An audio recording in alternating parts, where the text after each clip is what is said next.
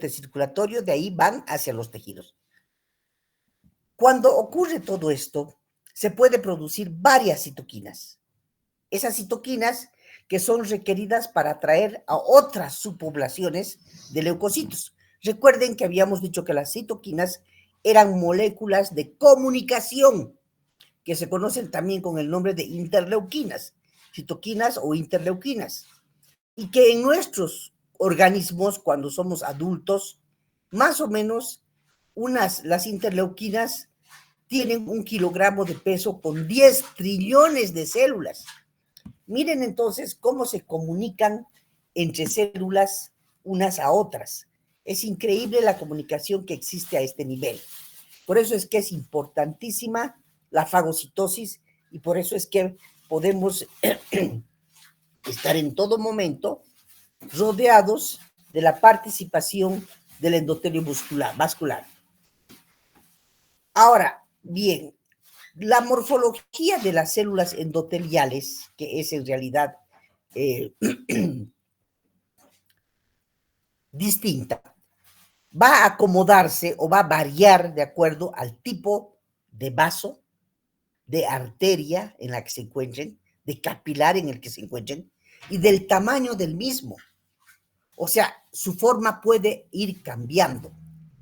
En ese nivel del endotelio vascular, las células van a dejar de ser planas y se van a convertir en cuboides, inclusive modificando sus funciones. ¿Para qué? Para facilitar el paso de los leucocitos hacia los tejidos, para que los leucocitos en los tejidos, en los diferentes tejidos, vayan a cumplir sus misiones. Y habíamos visto que los leucocitos, cuando pasan a los tejidos, se denominan histiocitos. Los que van hacia el pulmón se llaman células pulmonares, ¿no es cierto? Los que van, por ejemplo, hacia el hígado se conocen con el nombre de células de Kupffer, y así sucesivamente. Tenemos muchos nombres para darles a los leucocitos cuando estos van hacia los tejidos, y estas células en realidad se unen por moléculas de adhesión conocidas como HAMS, o de unión conocidas como HAMS. Y caderinas. ¿Qué hacen las caderinas? Impiden la separación y la extravasación de estos líquidos que están al interior del endotelio vascular. Por eso es que cuando hablamos nosotros de las funciones que tiene el endotelio, tenemos que reconocer que son muy importantes las funciones del endotelio. Para empezar, hay que decir que el endotelio es la barrera física que va a permitir el intercambio gaseoso a nivel de los tejidos. Si no hubiera endotelio, no tendríamos esa barrera física que está permitiendo la respiración, si quieren ustedes, de los tejidos, que haya un intercambio gaseoso a nivel de los tejidos. En primer lugar. En segundo lugar, va a facilitar el paso de los nutrientes y también de los residuos metabólicos. En tercer lugar, va a generar las interleuquinas o citoquinas o quimioquinas.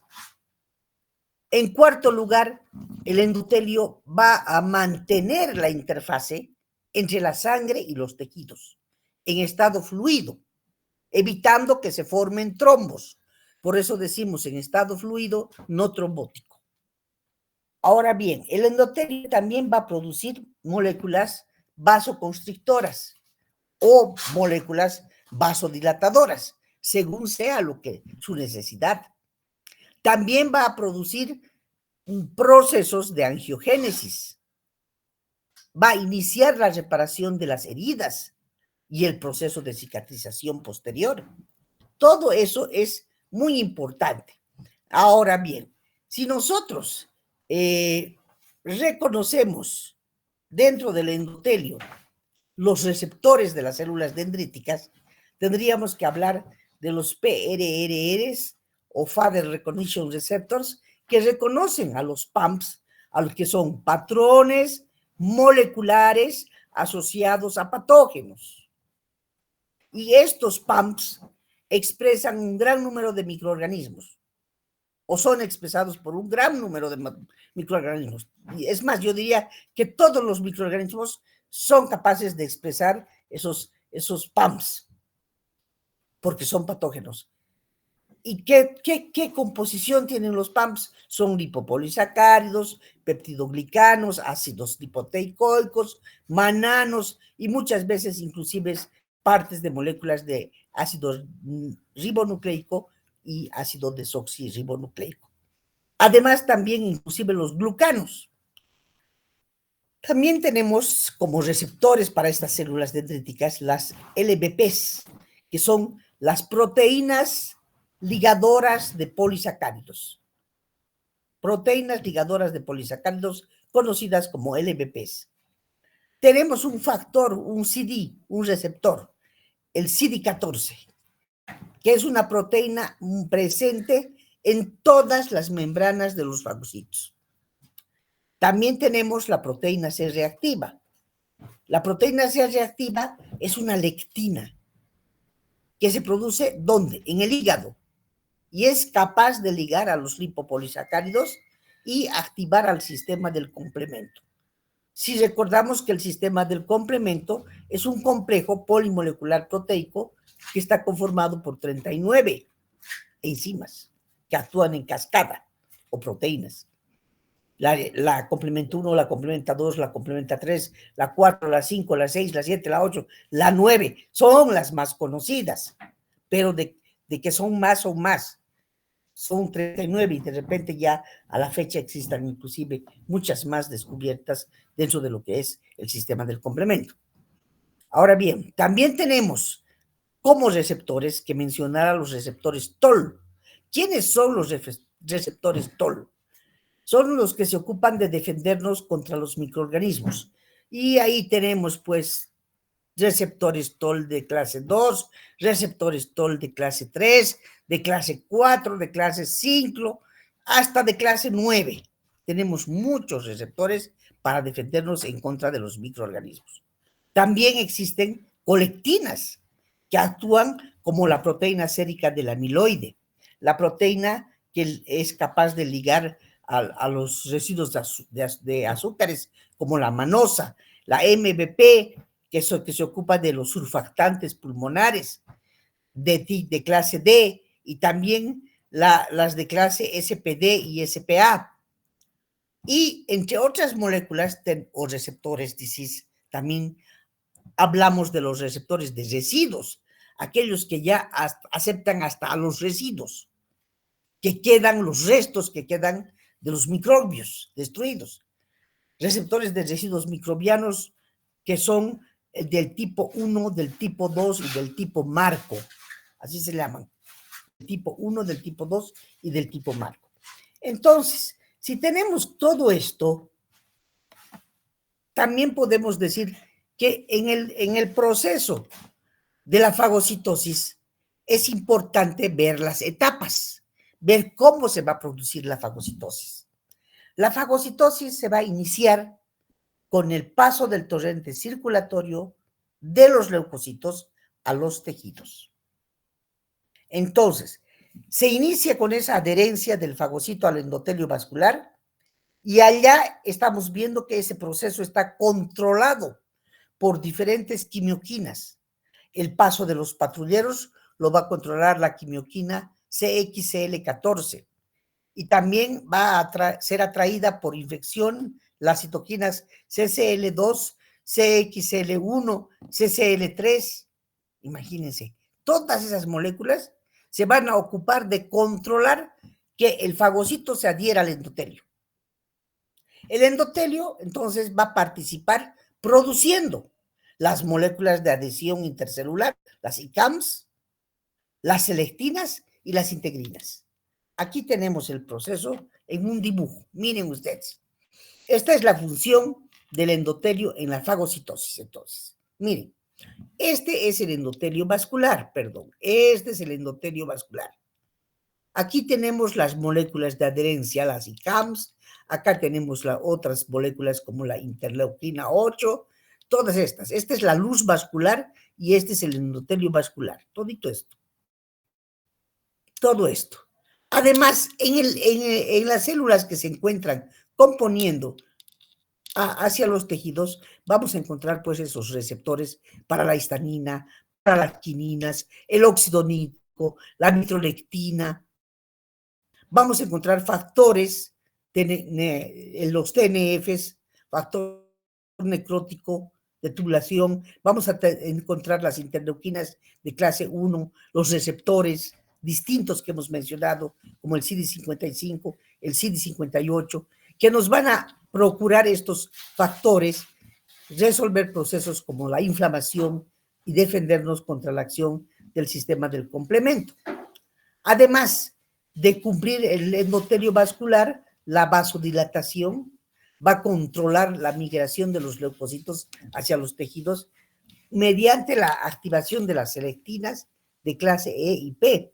También va a facilitar el paso de anticuerpos y de factores del complemento. Todos estos van a atravesar al interior y luego hacia los tejidos por fuera. Esta es la luz, este es el endotelio y están aquí los tejidos.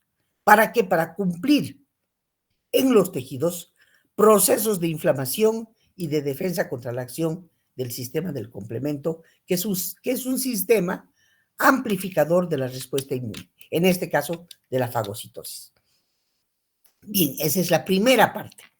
La segunda parte, cuando se ubica al microorganismo, primero hay que buscarlo. Se llama búsqueda de los microorganismos, la segunda etapa de la fagocitosis. Y a los microorganismos, ¿cómo los reconocemos? Con este símbolo AG, que significa antígeno. Todo lo que es extraño en nuestro organismo, que no es de nuestro propio organismo, es antígeno. Ahora, también hay que reconocer que en nuestro organismo algunas veces sustancias que eran conocidas se vuelven extrañas y se llaman y se comportan como autoantígenos y entonces originan las enfermedades autoinmunes. Pero nosotros tenemos que reconocer que en los tejidos los leucocitos no están nadando como en la sangre, sino que se arrastran y se adhieren a membranas o estructuras tisulares propias del tejido. Vamos a ver cómo ellos realizan este rounding on. Miren ustedes, aquí está esta figura 3, nos ilustra el paso de los polimorfonucleares de los vasos a los tejidos. Miren, acá están. Acá están los leucocitos nadando, ¿no es cierto? Pero cuando se produce el paso, se van a ir armando de todas estas moléculas. El polimorfonuclear va a presentar la C5AR, receptores para el complemento 5, receptores para el linfocito de tipo B, para las moléculas de tipo CXCL, va a tener además moléculas de adhesión, las HAMs, las ICAMs, las PCAMS1, las integrinas, las caderinas, todo esto va a entrar en juego de su arsenal que posee. ¿Para qué? Para que aparezca o pasando el leucocito por diapedesis. Va a atravesar por diapedesis. Va a producir primero la quimiotaxis, luego va a haber el rounding on, que se llama rodamiento, ¿no es cierto? Luego se va a adherir a este epitelio y luego va a hacerse un campito y va a atravesar el nuclear recubierto con todas estas moléculas hacia los tejidos. Ya en los tejidos va a presentar las ligaduras, va a ofrecer ligaduras para selectinas de tipo E y P, selectinas para otras proteínas como la P y la E, a producir moléculas de adhesión LFA, las moléculas de adhesión intercelular de tipo B, las BLA4, las ICAM1, todas esas moléculas intrincadas que han sido ya descubiertas y se han visto su participación en el proceso del paso de polimorfonucleares de los vasos a los tejidos.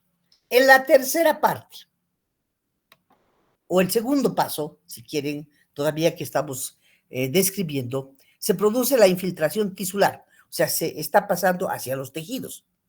¿Quién está pasando? Las células inmunes. Y esto ocurre en tiempos diferentes.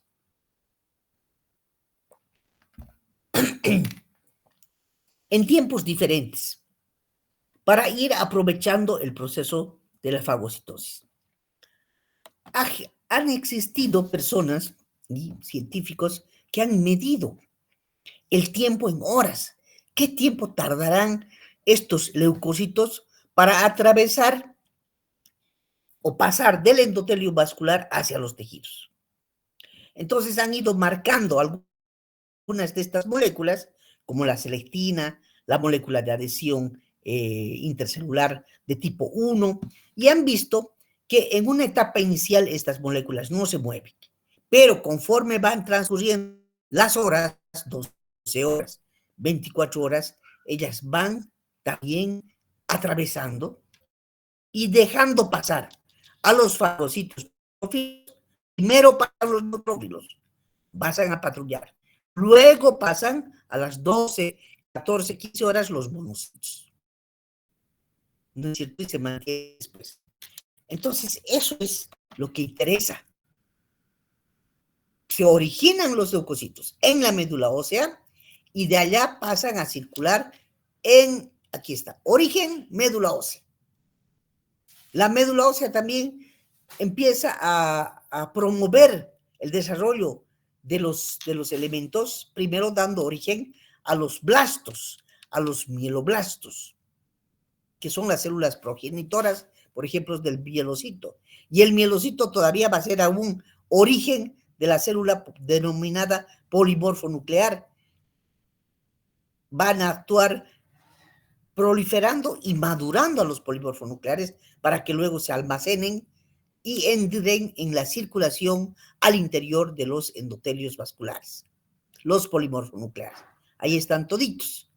Entonces aquí van a venir todo el proceso de las interleuquinas, la comunión entre células, para que atraviese el polimorfonuclear hacia los tejidos, para que pase del endotelio, donde se encontraba nadando, por el movimiento del roding, miren aquí, está rodando y está queriendo ya migrar hacia los tejidos.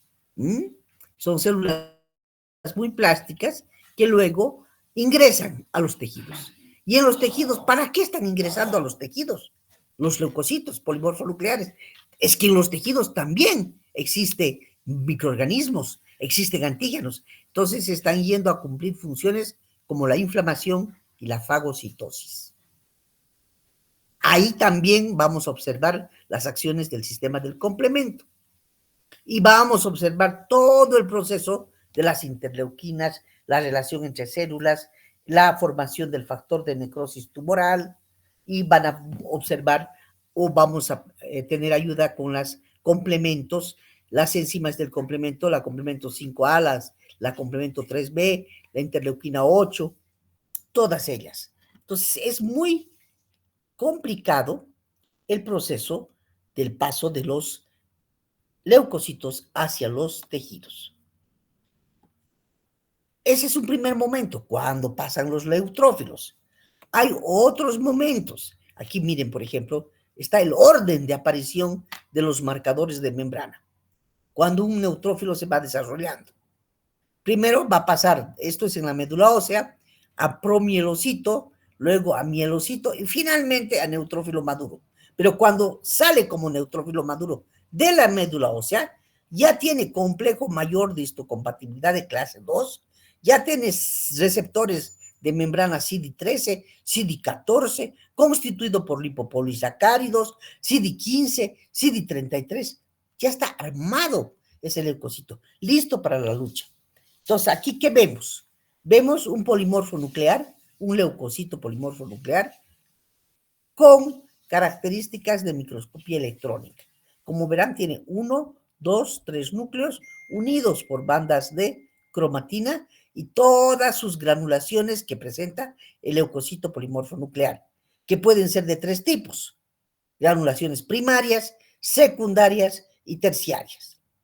También podemos decir que los gránulos estos que les he mostrado en la fotografía electrónica, cuando son primarios, están cargados de enzimas, como la mieloperoxidasa, alfa-monoxidasa, las hidrolasas ácidas, las proteínas catiónicas, las beta-glucuronidasas, las defensinas y las fosfatasas ácidas. Esas son las enzimas que componen los gránulos primarios. Los gránulos secundarios del neutrófilo, del mismo neutrófilo, están constituidos por lisozima, por proteína ligadora de vitamina 12, B12, por fosfatasa alcalina, por colagenasa, por lactoferrina, que son activadores de los plasminógenos. Entonces, y todavía hay más, también presenta otros gránulos terciarios que tienen, ¿qué cosas? Gelatinasas, glucoproteinasas, transferasas, citocromos, lisosimas, beta-microglobulinas. Miren, el polimorfo nuclear entonces, cuando sale del endotelio de la médula ósea, como célula madura, como leucocito polimorfo nuclear maduro, trae todo esto. ¿Para qué? Para destruir a los antígenos, para combatir y llevar a cabo los procesos. Entonces, ahí están, ¿ven? Toditos. Está cargadísimo este polimorfo nuclear para el paso de la sangre a los tejidos, para cumplir las fagocitosis, para defendernos contra el sistema del complemento, que lo va a tratar de destruir también a él. Y entonces va a cumplir nuestro polimorfo nuclear, al tener receptores para todas las inmunoglobulinas y para el sistema del complemento y para las moléculas de adhesión, va a cumplir funciones de quimiotaxis, función como fagocito, activación de mecanismos bactericidas, va a liberar moléculas mediadoras de inflamación y va a tener acción finalmente microbicida, destruir a los microbios, a los microorganismos, liberando ¿qué cosas? Sus gránulos primarios, secundarios, terciarios. Esos gránulos, con todo ese arsenal de enzimas, ha de realizar la degranulación interna y la degranulación externa. ¿Para qué? Con un solo fin, para destruir los microorganismos y alterar la matriz tisular en los tejidos. Entonces, como verán, todos estos neutrófilos, estos polimorfonucleares o neutrófilos, o segmentados, como se llaman, que estaban en la médula ósea, van a ir a pasar a otros órganos también, linfoides secundarios, y van a ir adquiriendo cada vez más armas, más armas. Es muy importante esta respuesta. Ahora, el tercer paso es el de la respuesta quimiotáctica. Cuando no hay moléculas quimiotácticas que puedan atraer a los polimorfonucleares, se observan con falta de orientación. Y entonces los polimorfonucleares empiezan a moverse en todos los sentidos, pero con movimientos lentos, de patrullaje erráticos. No tiene un sentido direccionado. En cambio, si se le agregan factores quimiotácticos, los movimientos se hacen más rápidos y unidireccionales. Entonces, eso es importante. Se hacen los movimientos más rápidos y unidireccionales. Podemos observar en esta figura eso. Miren aquí. Aquí están los neutrófilos patrullando en diversos sentidos. Cada uno de estos es un polimorfo nuclear. Está simplemente dibujado, porque se vuelven células plásticas, se van deformando conforme están patrullando al interior de los tejidos. Pero cuando van todos, miren, aquí se están moviendo por todas partes. En cambio, aquí están todos yendo en un solo sentido. Ese es unidireccional, el otro es de patrullaje.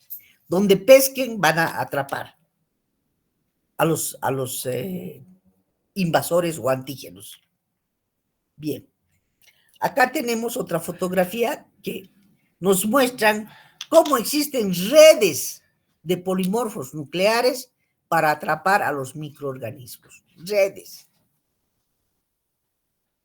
Acá tenemos otra figura que nos muestra ya también para los monocitos. Todo lo que habíamos visto era para los neutrófilos. Ahora, los monocitos también se originan en la médula ósea, gracias al influjo de la interleuquina 3 y del factor madurador de los monocitos, que hace que pasen a monoblastos. Primero se origina el monoblasto, que es una célula inmadura, y luego da lugar al monocito inmaduro para dar lugar finalmente al monocito maduro. El monocito, cuando está maduro, va a estar cargado con las moléculas CX3, CR1 y va a pasar a la luz del endotelio vascular. Y para atravesar hacia los tejidos como monocito activo y dejar de patrullar, una vez que pasa a los tejidos, va a adquirir diversos nombres. Ya les había mencionado en clases anteriores. Si va al hígado, se va a llamar célula de Kuffen. Si va a los pulmones, se va a llamar macrófagos alveolares. Si va al líquido sinovial, se va a llamar microglias. Si van a los huesos, los monocitos se van a llamar osteoclastos, al tejido óseo. Y todas estas células de Kupfer, macrófagos alveolares, microglias, osteoclastos, macrófagos peritoneales, células sinoviales de tipo A, se van a convertir en células fagocíticas fijas. Ahora bien, los monocitos que cumplen la función de inflamación se pueden marcar o escribir de la siguiente manera. La M, la O, con su barra que significa monocito activo inflamatorio, las células multinucleares de los granulomas, como los factores PAF, ya tiene la interleuquina 1, el factor de necrosis tumoral alfa, el factor de necrosis tumoral beta. Todo esto tienen los monocitos cuando se distribuyen en los tejidos. Acá tenemos otro esquema, igual que el que vimos para los neutrófilos, pero de desarrollo del monocito. El monocito aquí está como se origina en la médula ósea. Y es inicial. Pasa a qué cosa? A una célula totalmente inmadura conocida como promonocito. Del promonocito pasa al monocito maduro. Y cuando se activa, adquiere esta barrita que pasa como macrófago. Y el macrófago ya tiene desarrollado el complejo mayor de histocompatibilidad, los receptores 13, CD13, CD14 para lipopolisacáridos y residuos, los CD15, los CD33 y los CD68. Entonces, esos son el orden de aparición de sus marcadores de membrana del leucocito denominado monocito. Este intrincado proceso de la fagocitosis hace que la participación de los macrófagos monocitos tengan acción microbicida, producción de factores del complemento y de la coagulación, produzcan quimioquinas, presenten los antígenos a los linfocitos de clase T para su destrucción, porque son células presentadoras de antígenos por excelencia, ¿no ve? Aquí tenemos todas las moléculas de adherencia que controlan el paso de los monocitos a los tejidos, a los vasos sanguíneos, etcétera, etcétera. Aquí tenemos el monocito, va a ingresar a la luz del endotelio vascular, va a pasar del endotelio vascular o va a salir del endotelio gracias a las caderinas, a las moléculas de adhesión, las HAMS, va a atravesar por diapedesis y las moléculas de adhesión, las PCAMS, las ICAMS, todas ellas. ¿Para qué? Para que dentro del haga este roading on, la quimiotaxis, el rodamiento, la adherencia y finalmente migre hacia los tejidos. Pero hemos visto que cuando ya migra hacia los tejidos, tiene todo, activa los MIP, los factores RANTES, las proteínas intercelulares, los factores BLA, las BLA4, las moléculas de adhesión intercelular de tipo 1, todo eso va a estar activado. Acá tenemos una fotografía de un macrófago extendiendo, miren, un pseudópodo para atrapar a unos conocidos como neumococo. Esta es una fotografía electrónica.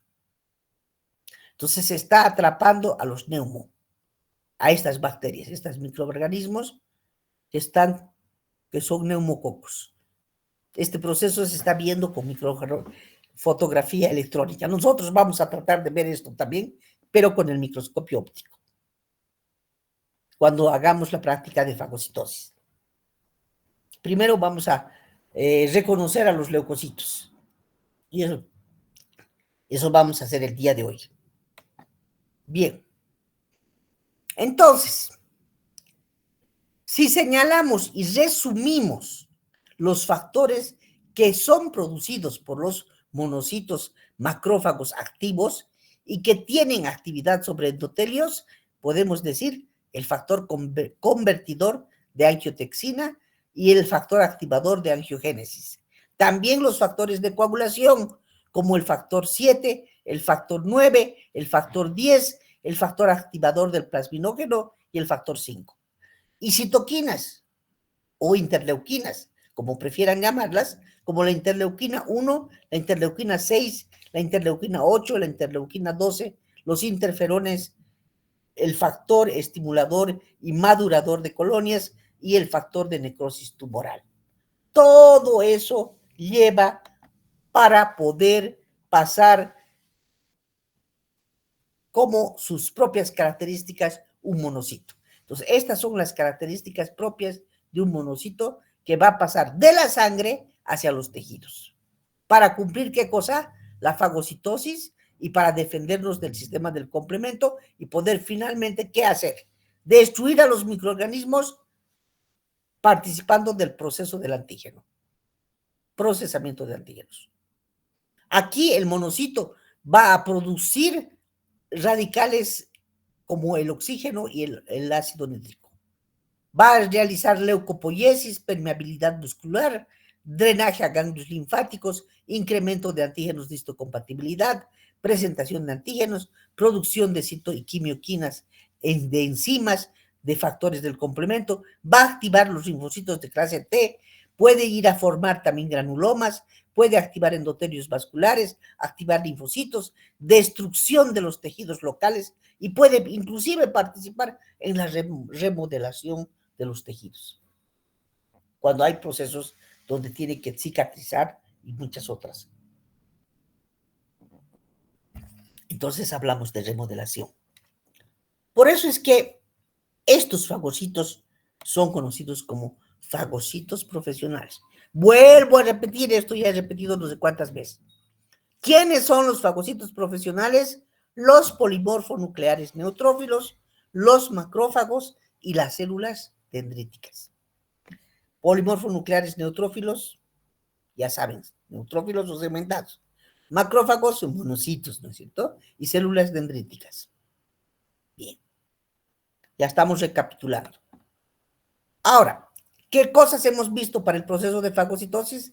Primero, la migración de fagocitos, después la respuesta quimiotáctica, el reconocimiento del antígeno, la adhesión e ingestión del antígeno, y una vez que ha ingerido al antígeno, se produce al interior la degranulación interna y muerte de los microorganismos con todo ese arsenal que tiene de enzimas, para luego presentarlo como antígenos.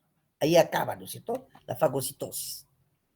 Ahora, en los citoesqueletos tenemos proteínas de los endotelios como la tubulina, alfa, beta, lactina, la bimectina, todos eso. ¿Y para qué servirán estos citoesqueletos? ¿Para qué? Para dar lugar o estructura a microtúbulos, a microfilamentos, a filamentos intermedios. También tenemos que cuando se producen las citoquinas por los monocitos, tienen efectos sobre distintas células y distintos órganos. Por ejemplo, acá está el monocito activo denominado macrófago, con su factor de necrosis tumoral. Va a incrementar la expresión de las moléculas de adherencia y de actividad protrombótica. Puede ir con el factor de necrosis tumoral hacia el hipotálamo y va a producir fiebre. Cuando con las interleuquinas 1, 6, también puede ir comportarse como proteína de fase aguda de la inflamación. Puede ir a tener actividad de fibroblastos. Puede atraer el monocito activo con la interleuquina 8 y el factor de tumoral alfa, puede atraer a polimorfonucleares. Y puede también, estos pueden estar presentes en la hematopoiesis de la célula madre. Ya lo sabemos, donde se va a armar y va a salir el macrófago. Va a estimular e inducir entonces la formación de subpoblaciones. Todo el tiempo se está produciendo este proceso en nuestras médulas óseas. Todo el tiempo la médula ósea está originando a los factores. de esta clase para trabajar con monocitos. Y así luego habrá en el organismo receptores para monocitos macrófagos. Las bacterias son tan inteligentes que van a mostrar moléculas de señales, pero el monocito que está aquí abajo, el macrófago, es mucho más porque tiene receptores para todo.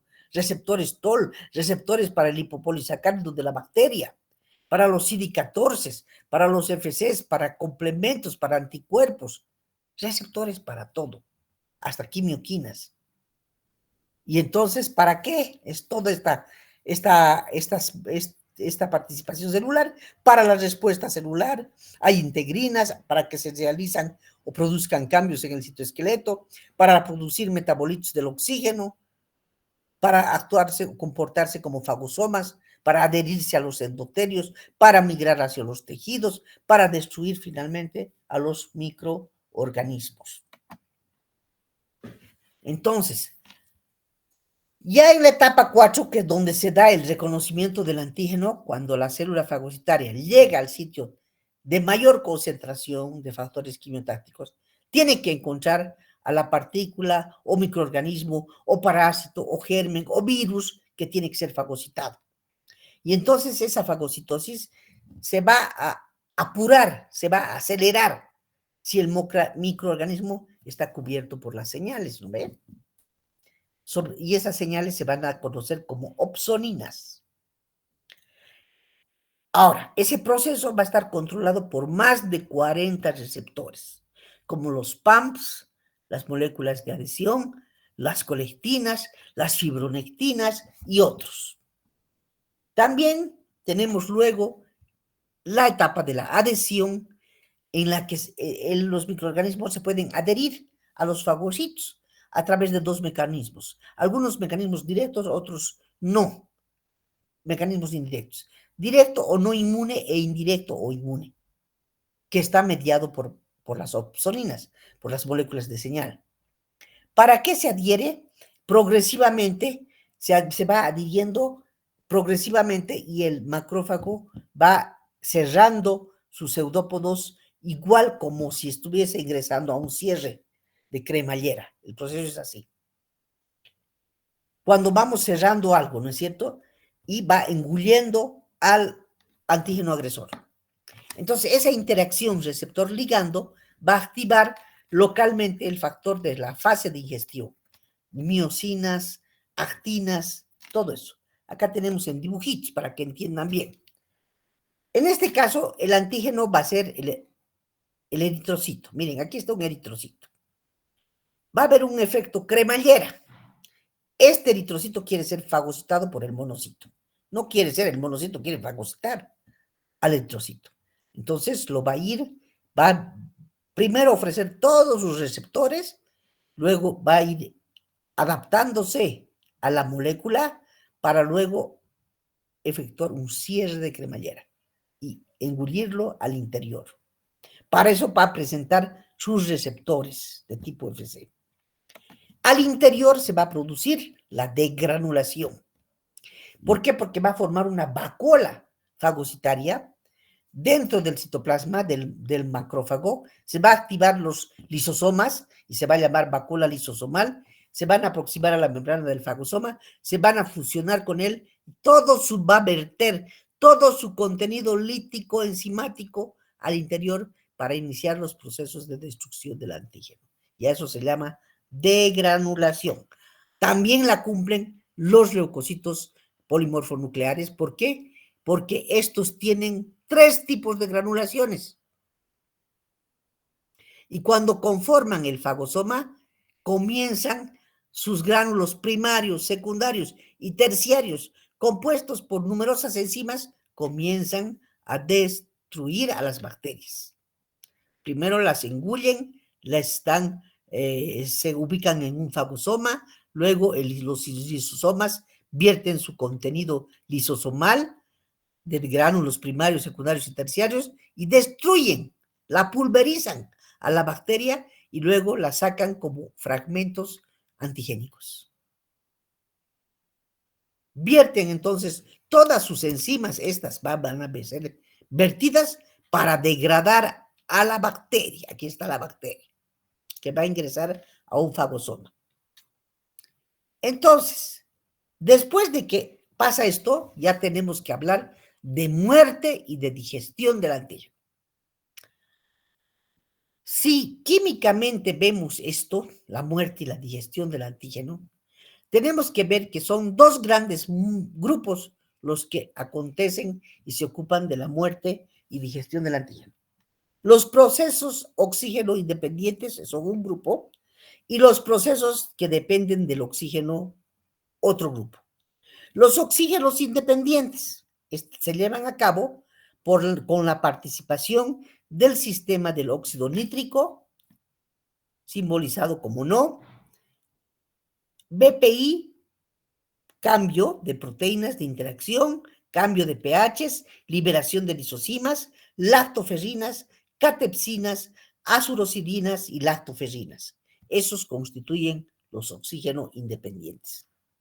Puedo preguntarles en el examen, ¿cómo realizan los oxígenos independientes, los factores oxígeno independientes, la muerte y digestión del antígeno? Y ustedes me dirán, con el sistema del óxido nítrico, las BPIs, los cambios de pH, etcétera, etcétera. ¿No ve?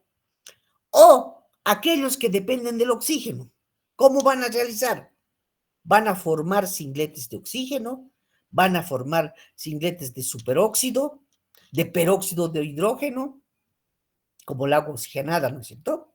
De radicales hidroxílicos, la activación de halógenos, la descarboxilación de aminoácidos. Todos esos van a matar al antígeno, pero con factores dependientes del oxígeno.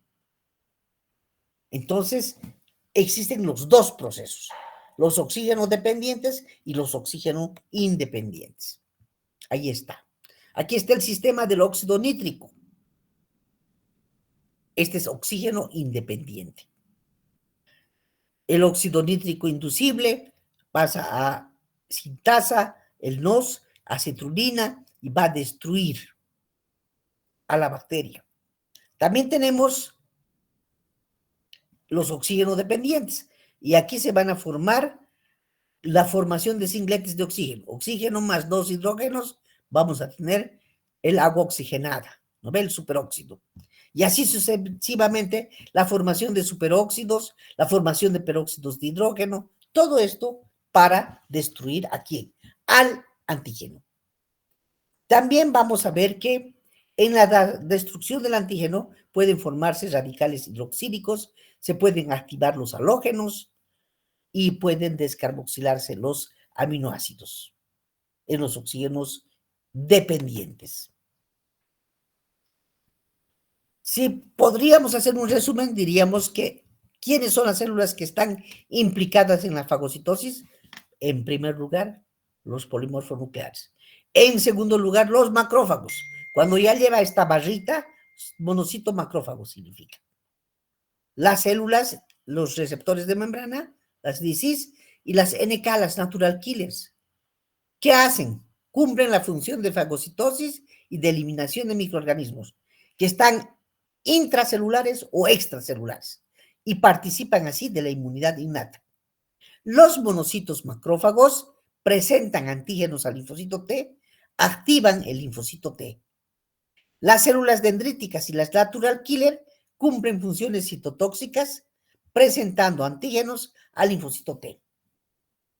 O sea, todos estos son presentadores de antígenos innatos. Bien, espero que hayan comprendido todo el proceso de fagocitosis y aquí vamos a quedar. Ahora vamos a ir a escuchar, vamos a escuchar las preguntas.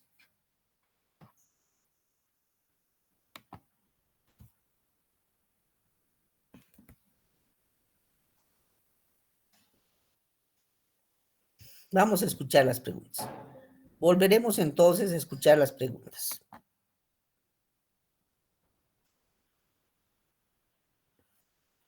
A ver cuántas personas sean. 46 nada más. Vamos a ir a sacar un screenshot de estas 46?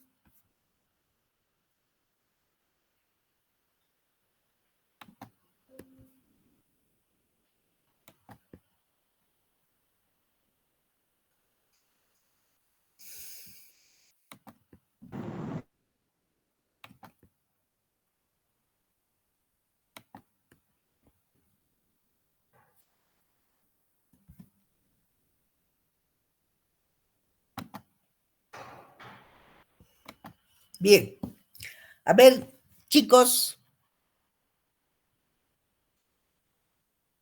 siempre los mismos los que se...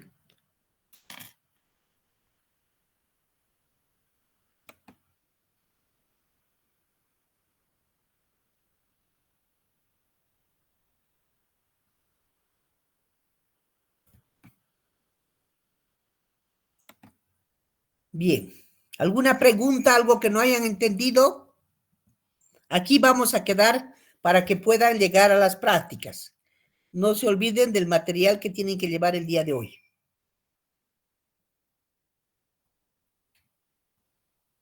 Bueno, me parece que han entendido todo. Entonces vamos a quedar acá.